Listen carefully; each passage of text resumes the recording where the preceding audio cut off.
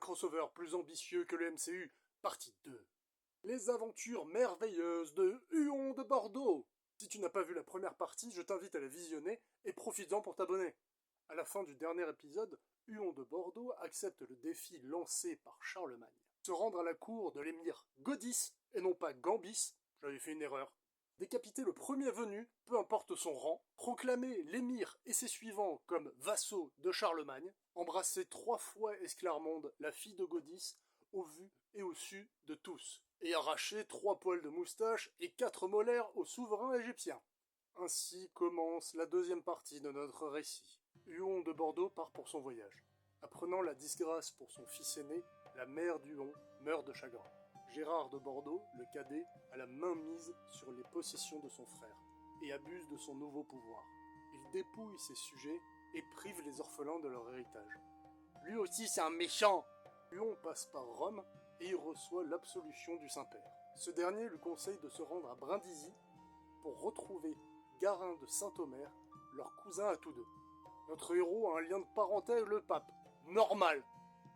Arrivé chez Garin de Saint-Omer, celui-ci lui propose vivre et bateau et se décide de l'accompagner dans son périple.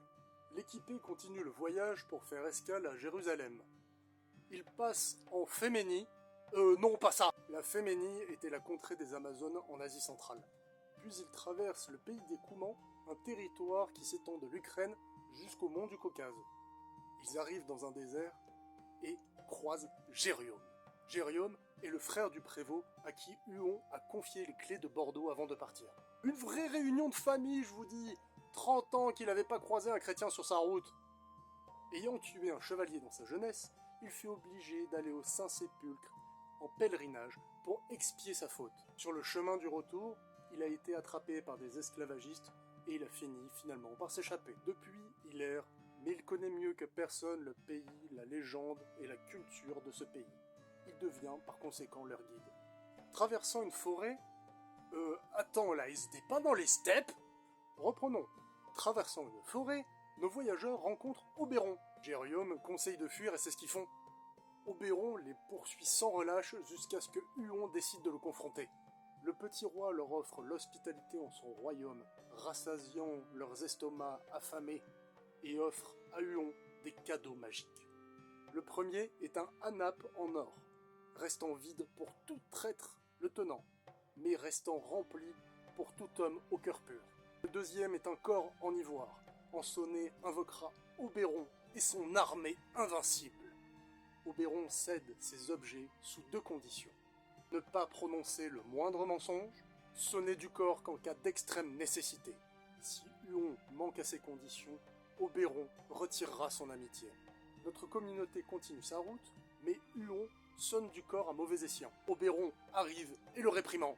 Après les excuses de son protégé, il se calme et lui défend de passer par la ville de Tormont. Dans cette cité règne Dudon, un chrétien ayant abjuré sa foi. Ce malotru fait tuer tous les chrétiens présents dans sa ville. Oberon prévient Huon que sa quête ne sera pas sans douleur ni sans sacrifice. Huon, bien évidemment, n'obéit pas et la petite troupe s'arrête à Tormont. Leur chance, c'est qu'un serviteur a compris qu'ils sont chrétiens et les conduit chez son maître, qui est aussi chrétien. Le prévôt de la cité de Tormont, le dénommé Ondré.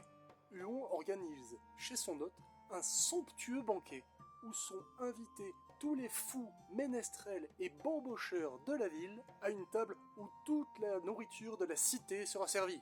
L'intendant et serviteur de Dudon est fâché. Il trouve nulle part de la nourriture pour le dîner de son maître. Ses investigations le mènent chez Ondré, où il y fait la connaissance de Huon et apprend qu'il est son neveu. Oh la cousinade! Prenez des badges avec vos noms la prochaine fois!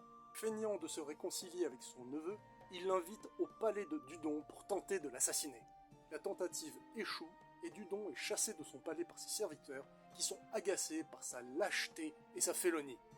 Dudon se met à assiéger son propre palais qui est occupé cette fois-ci par Huon et ses compagnons. Huon sonne de son corps en ivoire, alors Oberon et son armée invincible accourent. Dudon meurt dans la bataille, terrassé par l'armée férérique. À la suite de cette victoire, le roi Fée interdit Huon de passer par la prochaine ville, la cité de Dunostre, dirigée par l'orgueilleux Un géant au pouvoir immense. Un géant qu'Oberon ne pourra pas vaincre, malgré ses prodigieux pouvoirs. Ainsi s'achève cette partie 2. Fais-moi savoir en commentaire si tu veux la suite. Si tu veux découvrir d'autres récits hors du commun, abonne-toi.